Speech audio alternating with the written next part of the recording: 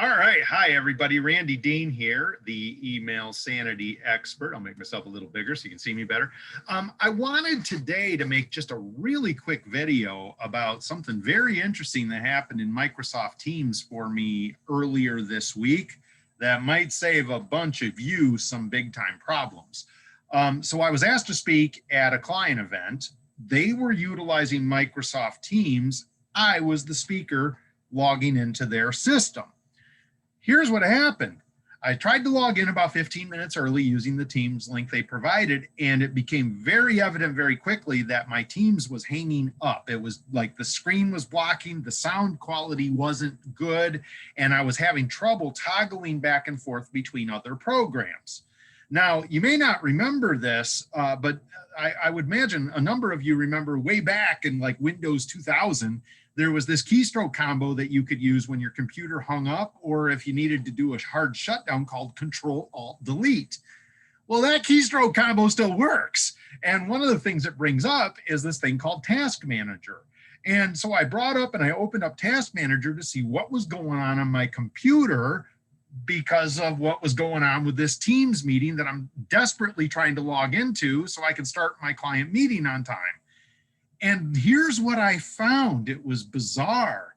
There was 3 active versions of Teams running at the same time.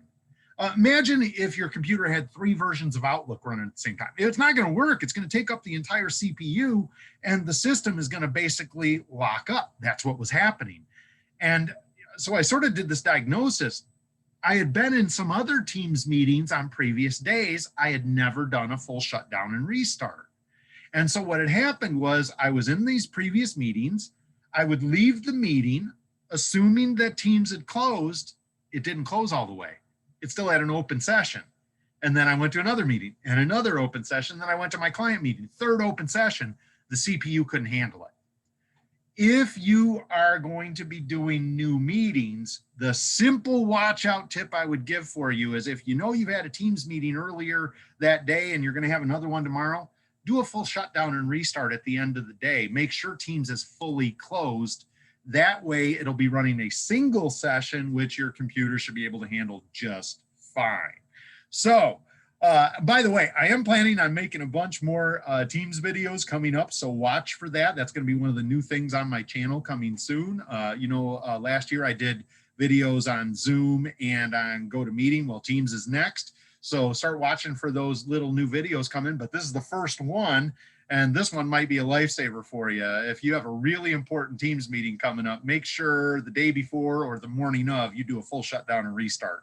That might save you a lot of problems. All right, once again, I'm Randy Dean. I'd like to thank you for taking some time to join me on this quick little video today. If you'd like to find out, isn't that clever, more about me and my programs, go check out my website, randalldean.com. If you like these videos, please subscribe to the channel. Please hit the like button. And if you'd like to get a whole series of little tip sheets, productivity tip sheets I've created on time management, email management, Outlook usage, smartphone tablet usage, Microsoft 365 tools, Google Suite tools, running better meetings. You want to get smartphones and tablets. If you want to get some of those, send me a quick little email, randy@randalldean.com, and just put bonus PDFs or YouTube PDFs in the subject line, and I'll send you some additional bonus material so that you can take this as deep as you would like to go. Thanks, everybody. Bye now.